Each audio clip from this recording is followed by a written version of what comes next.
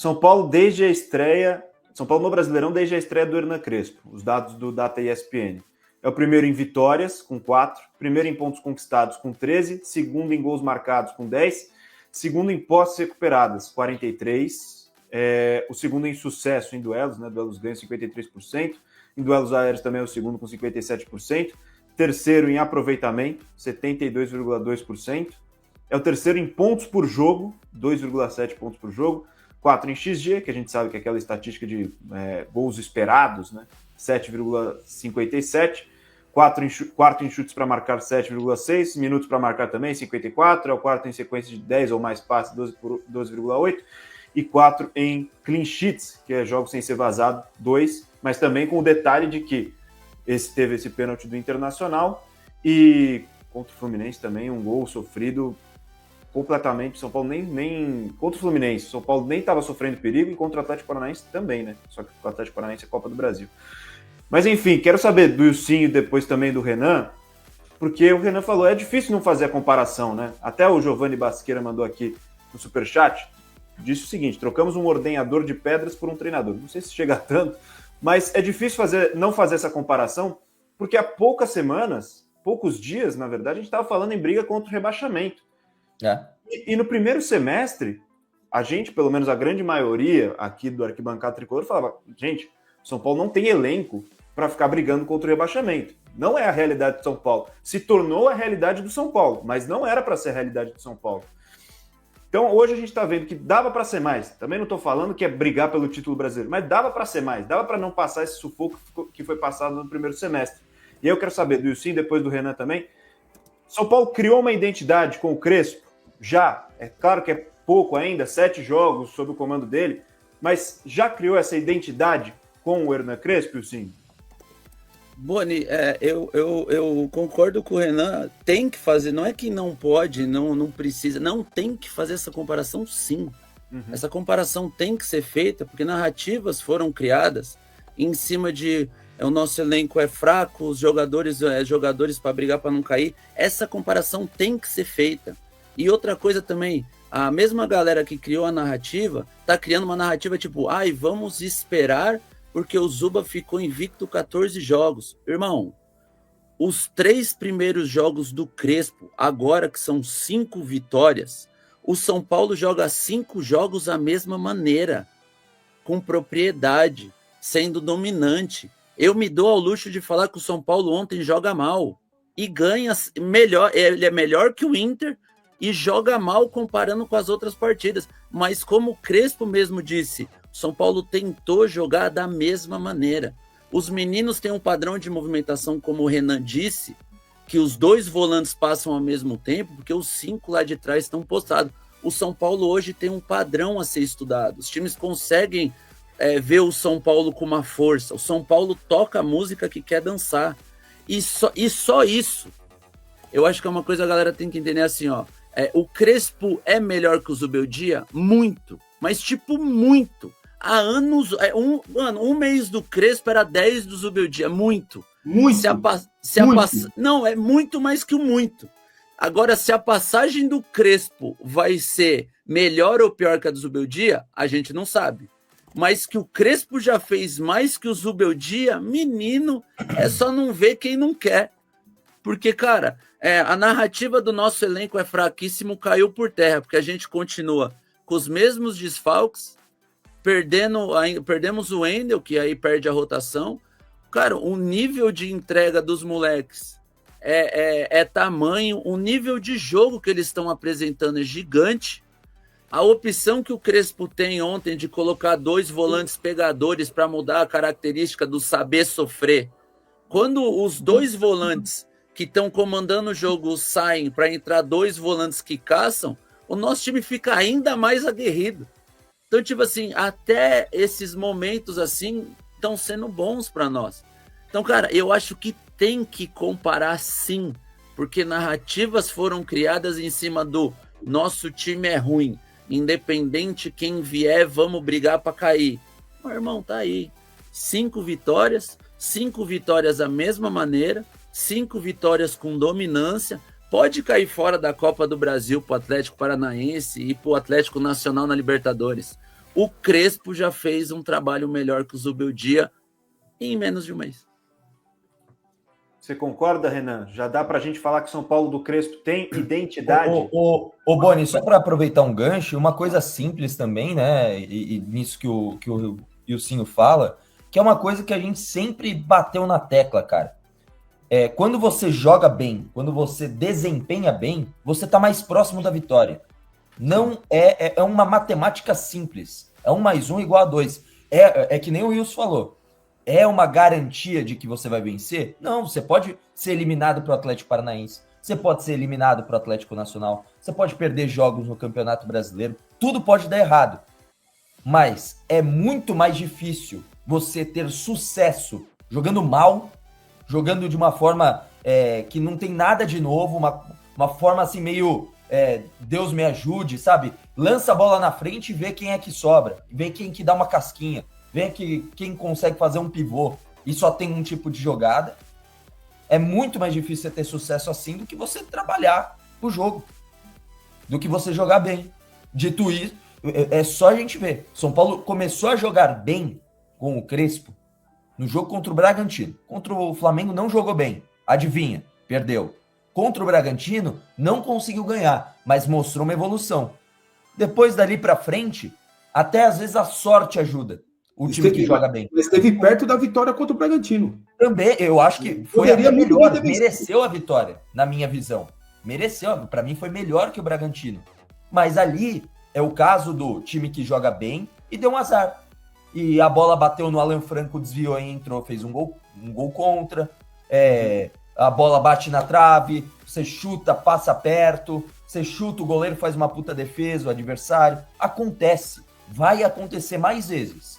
Não foi a última vez que aconteceu, não. São Paulo vai ter mais vezes que vai jogar bem e vai empatar. E às vezes vai ser eliminado. Acontece, a vida é assim.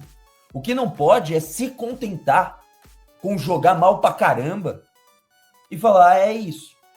É isso que tem. É isso que dá pra fazer. Vamos ficar com isso. Vamos se contentar com isso.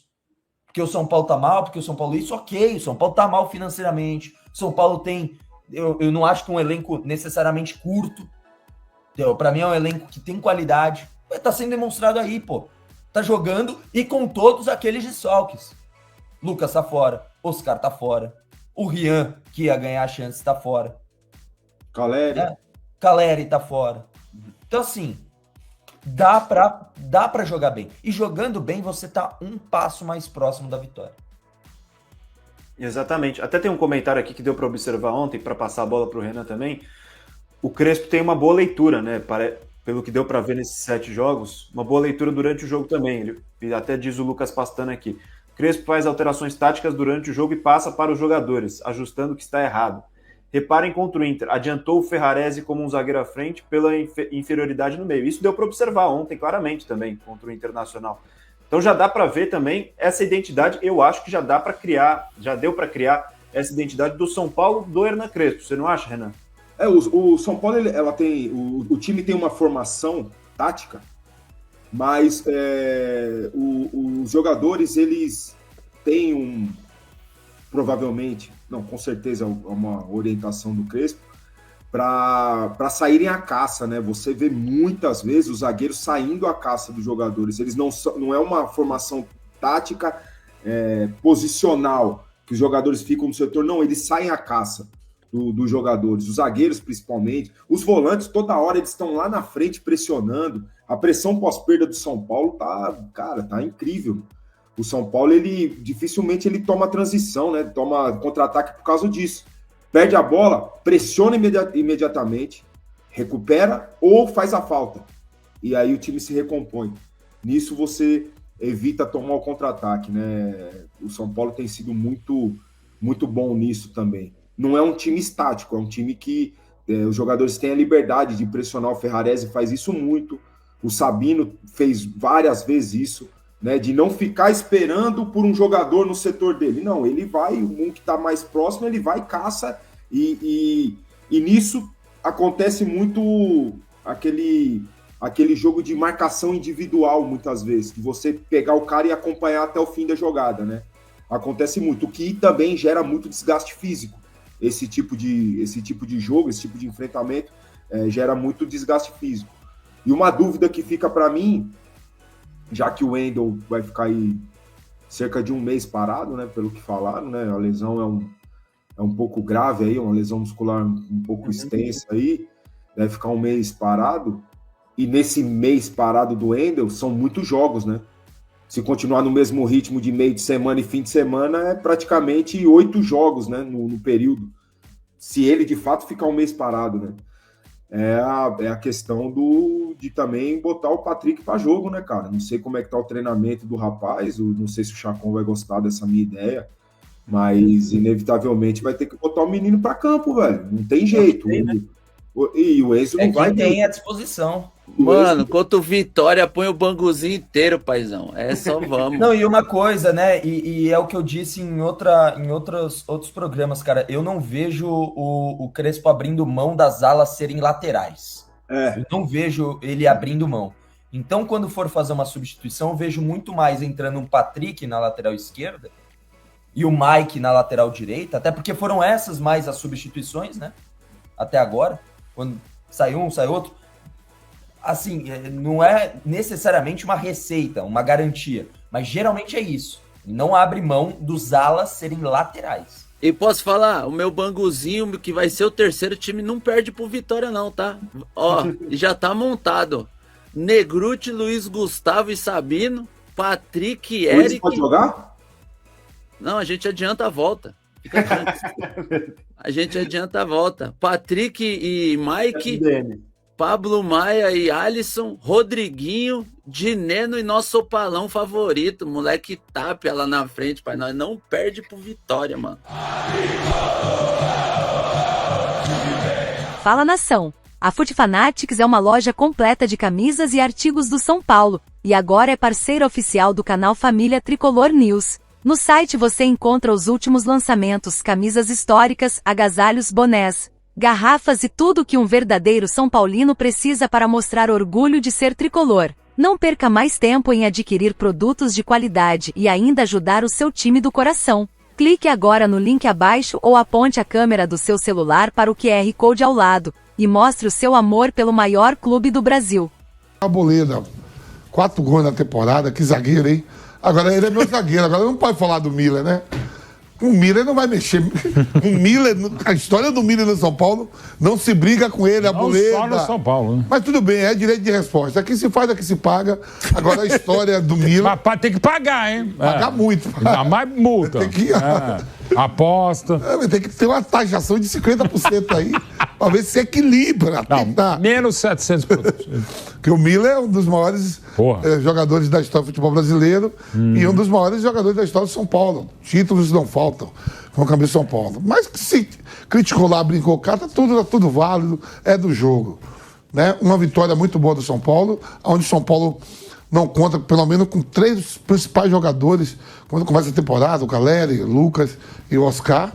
Vem mantendo pontos, vem ganhando e ganhou mais um jogo. Agora ele tem mais 2 jogos na sequência, que são jogos vencíveis, né? Assim, entre aspas, a gente está falando que ele pega o Vitória para fechar o turno e depois pega o Sport, que não ganhou de ninguém, mas veio aqui no Morumbi e empatou com o São Paulo na primeira rodada, né? Foi na primeira rodada. Quer dizer assim, tem que... Quando eu falo isso assim, Vitória e Sport, não é que seja fáceis, mas assim, teoricamente, para jogar Libertadores e a Copa do Brasil, dá uma gordura para o São Paulo em relação a essas 4 vitórias seguidas. É impressionante o que o São Paulo faz nesse começo do Crespo. Porque eu fico louco, né? Quando não pode elogiar porque acha que vai piorar, né? O próprio Fábio Piperno já falou isso pra mim, junto com o Fábio Prado, já falou. Ah, vem você com esse seu oba-oba, foi assim com o Zubeldia. Ah, não, eu vou ver o cara ganhar 5 jogos seguidos e eu vou falar, pô, Crespo, que bosta de trabalho. Ué, se o cara ganha 5 jogos seguidos, você quer falar o quê dele? Ah, não. Vamos esperar. O cara pegou o São Paulo, pode fazer essa tua cara de bobo, Porque o cara pegou o São Paulo a um ponto da zona do rebaixamento. Aí agora eu vou pegar aqui para o senhor, meu amigo Fábio Piperno. Sim. Não só a posição, quantos pontos o São Paulo está distante da zona do rebaixamento, que isso é bem importante. Ó, ele pegou o São Paulo a 1 ponto da zona. O nosso Flávio Prado deve estar louco. O São Paulo está a 2 pontos do Red Bull Bragantino já, que é o 6º. Ou seja, é o primeiro dentro da zona da pré-Libertadores. O São Paulo está, nesse momento, a quase 10, gente. 10 pontos da zona do rebaixamento. E aí eu não posso elogiar o Crespo. Aí não, vamos esperar, porque pode piorar. Pô, o cara tá um fenômeno nesse começo de trabalho no São Paulo. É isso. É verdade. Eu vou querer te escutar, porque você fala muito, e o Mauro Betting que tá dando risada, eu também quero saber, porque o Mauro Betting deve estar fechado comigo. Ele deve achar que o Crespo tá um fenômeno nesse começo. E você e o Flávio Prado tem que aturar, não tem jeito. Inclusive, diz que já vão mexer até na certidão de nascimento dele. Vai ser Hernandiola Crespo, né? Porque, afinal de contas, ele tá fenomenal. É o novo carrossel do Morumbi, porque já superou Tele Santana, José Poi, outros tantos aí da história de São Paulo. Minelli, puxa vida, quem seria Rubens Minelli perto de Dom Hernan? Calma, gente, muita calma nessa hora. O começo é excelente, ninguém é burro de negar isso. O São Paulo fez 6 jogos no Campeonato Brasileiro com o Crespo, perdeu o primeiro lá no Rio, depois empatou em Bragança, ganhou 4. Excelente recuperação. E vou até mais longe que você, porque talvez você tenha alguns problemas aritméticos aí. Você está fazendo a diferença em relação à zona do rebaixamento. Eu não, sou até mais otimista. 8º lugar no Campeonato Brasileiro geralmente garante vaga para fase preliminar da Copa Libertadores. São 6, mais 1 da Copa do Brasil, e geralmente tem um que ganha o Libertadores, a Sul-Americana, ou os dois. Então, mantida a normalidade das coisas, São Paulo em 8º lugar, vai jogar Libertadores o ano que vem. Excelente para um clube que começou cercado de um monte de dúvidas, fez uma campanha ruim no começo desse campeonato. O trabalho do Zubeldia dava claros sinais de esgotamento. Agora, o Zubeldia também teve um começo, fascinante, cintilante, sei lá, impressionante, ou quantos antes mais, porque isso também é estatístico, está lá, está na história dele.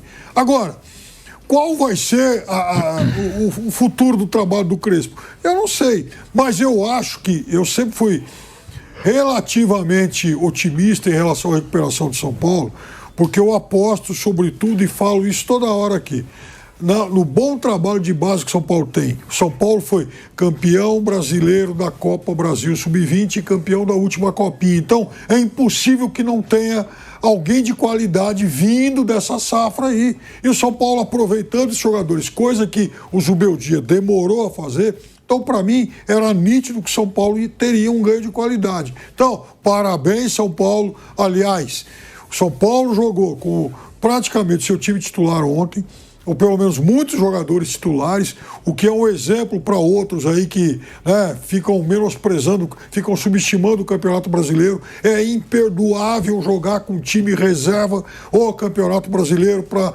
investir na Copa do Brasil. Imperdoável, isso principalmente para quem disputa título do Brasileiro. E com detalhe, o São Paulo não é o time titular, porque você não tem o Lucas Moura, você não tem o Oscar, você não tem muita gente importante, coisas que atrapalharam o trabalho do Zubeldia no final, não só isso, o próprio Zubeldia, que aliás conseguiu resultados espetaculares em termos de Libertadores da América. O desempenho do Zubeldia em Libertadores é de Tele Santana, inclusive na temporada passada. Ele só perde ao Libertadores nos pênaltis e para o futuro campeão de campanha brilhante foi o Botafogo. Então, o São Paulo foi quem melhor enfrentou o Botafogo na Libertadores, em que o Botafogo ganhou não só a Libertadores de modo fantástico, mas também o Campeonato Brasileiro. Então, assim, o Zubeldia era um Libertadores. Aliás, o bobear pode até botar o Zubeldia de volta só para trabalhar o São Paulo nessa Libertadores 25. E no Campeonato Brasileiro, os pontos que a gente citou aqui perdidos logo no início, tinha acabado de chegar, ele perde para o Flamengo no Maracanã, e ainda mais esse Flamengo, e daquele jeito que vinha da Copa do Mundo de Clubes normal. Empate em Bragança do São Paulo, não tem um bom retrospecto contra o Red Bull Bragantino, e pela boa campanha, o Bragantino, inclusive, estava melhor naquele momento. O São Paulo busca um empate em Bragança Paulista. E de lá para cá, você pode até discutir os desempenhos, mas os resultados são ótimos e contra adversários de qualidade.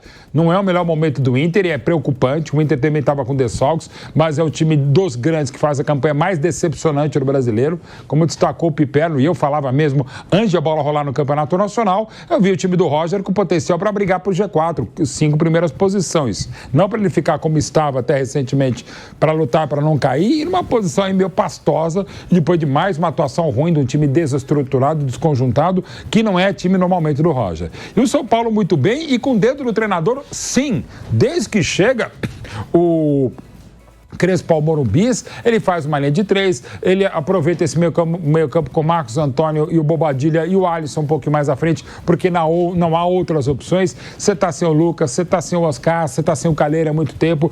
Rio Francisco podia ser uma opção, não tem. Tem muita gente desfalcando São Paulo, que sim, trabalhou o meu dia, mas não tem trabalhado o trabalho muito bom, eficiente até agora, melhor do que a encomenda do Crespo. Eu tô contigo nesse aspecto, pilhado, o torcedor tem mais a que celebrar, mas com o pé no chão. Não significa dizer que a máquina tricolor dos anos 40 voltou, que o time do Tele Santana tá aí, que o primeiro campeão brasileiro lá em 77, Rubens Minelli também, os maravilhosos menudos do Cilinho com Miller, Silas, Careca, Pita e Sidney, um time fantástico, 2 vezes campeão paulista, campeão brasileiro em 86 com o seu Pepe. Voltou, não é isso. Mas para a realidade do futebol brasileiro hoje, das dificuldades fora de campo financeiras do São Paulo e para tantos desfalques, é melhor do que a encomenda e tem que celebrar sim, até porque ir para Porto Alegre, independente da... Pausa de 5 segundos para pedir a sua ajuda ao nosso canal com o seu like e se inscrever se ainda não for um inscrito.